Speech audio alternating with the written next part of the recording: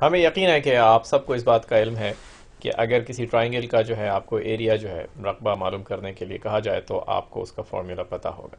ठीक है, यानी एक मुसल्लस का रकबा जो है, अगर ये नीचे वाला जो है साइड जो है, या उर्दू में जैसे ज़िला कहते हैं, वो बेस है, कायदा है, और इसकी हाइट जो है वो एच है, तो अक्सर लोगों को ये बात पता है कि एरिया जो है वो half times base times H, या जो हाइट है। ठीक है, तो हाफ बेस टाइम्स हाइट जो है वो हमें एरिया एक ट्राइंगल का जो है वो दे देता है। अगर हमारी इस एग्जांपल में बी जो है वो 5 है और एच 6 है, तो हम एरिया जो है इस अपने ट्राइंगल का इनको 5 और 6 को मल्टीप्लाई करके और हाफ करके 15 निकाल के और दे सकते हैं। लेकिन अगर फ़र्ज़ करें कि आपको कोई ऐसा जो है ट्राइंगल या मुसल्लस जो है वो दिया गया हो कि जिसमें आपको तीनों साइड्स की लेंथ्स जो हैं, जो उनकी लंबाई है वो तो पता हो, लेकिन आपको हाइट के बारे में इल्म ना हो, और आपसे कहा गया हो कि इसका जो है एरिया या रकबा जो है वो निकालें। इसको हल करने के लिए हम एक तरीक़ा जो है वो इस्तेमाल करेंगे जिसको हेरॉन्स फार्मूला कहते हैं। और हमें यकीन है कि बहुत कम लोग होंगे कि जिन्होंने इसका नाम पहले से सुना हुआ। इस लेसन में, आज के लेसन में जो है, हम सिर्फ हेरॉन्स फार्मूला जो है वो आपको बताएंगे और उसको इस्तेमाल करेंगे एक एग्जांपल सॉल्व करने के लिए। और फिर मुस्तक़बिल में, फ्यूचर में जो है, हम कुछ एक दो वीडियोस ऐसे करेंगे जिसमें हम ये आपको बताएंगे कि वो डिराइव कैसे होता है, यानी कहाँ से वो आया। और उसमें कोई नई चीज़ नहीं है, वही पाइथागोरियन थ्योरम जो है वो इस्तेमाल की जाती है, और बहुत सारी जो है अलजेब्रा। तो चलें, हेरॉन्स फार्मूला जो है उसमें हमें एक तीसरा वेरिएबल एस जो है वो हम पहले कैलकुलेट करते हैं, जो ए प्लस बी प्लस सी ओवर 2 के बराबर होता है। ए बी सी जो है वो तीन साइड्स जो है हमारी, उनकी लेंथ है।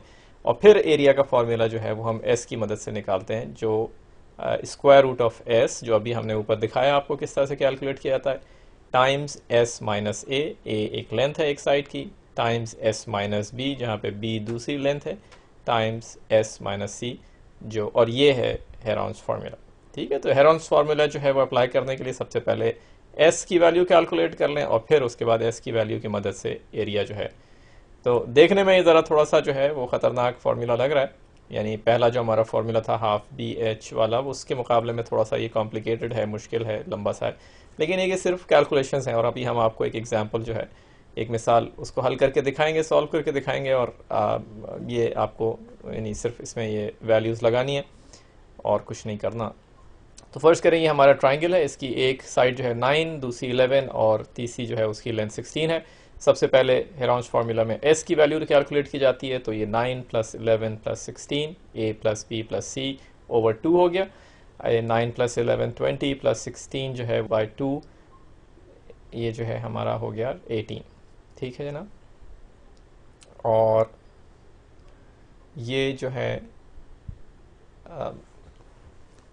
एरिया जो है, अब उसको हम कैसे कैलकुलेट करेंगे, उसको हम कैलकुलेट करेंगे एस की मदद से, एस टाइम्स एस माइनस ए, एस हमारा 18 आ गया, एस माइनस ए 18 माइनस 9 हो गया, एस माइनस बी 18 माइनस 11 हो गया, और एस माइनस सी जो है वो 18 माइनस 6 हो गया। ठीक है, तो ये अब आप हमारे पास अब एरिया का जो है वो हर चीज़ हमारे पास मौजूद है इस फार्मूले की।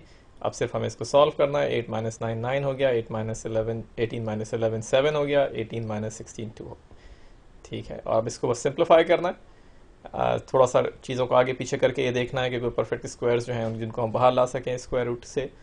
तो ये जो है 18 टाइम्स 2 36, 9 टाइम्स 7 36, और 9 हमें पता है कि ये परफेक्ट स्क्वायर्स हैं, इनको अलग अलग लिख लेते हैं हम। 36 स्क्वायर रूट का, और 9 स्क्वायर रूट ऑफ 9, और फिर स्क्वायर रूट ऑफ 7। 36 और 9 परफेक्ट स्क्वायर्स, 36 6 मिल गया, स्क्वायर रूट ऑफ 9 से 3 मिल गया हमें। 6 टाइम्स 3 जो है वो हमें 18, और स्क्वायर रूट ऑफ 7, अगर आपके पास कैलकुलेटर है तो आप इसको मज़ीद स्क्वायर रूट ऑफ 7 से मल्टीप्लाई करके और जो भी रिजल्ट निकले वो लिख सकते हैं यहाँ पर।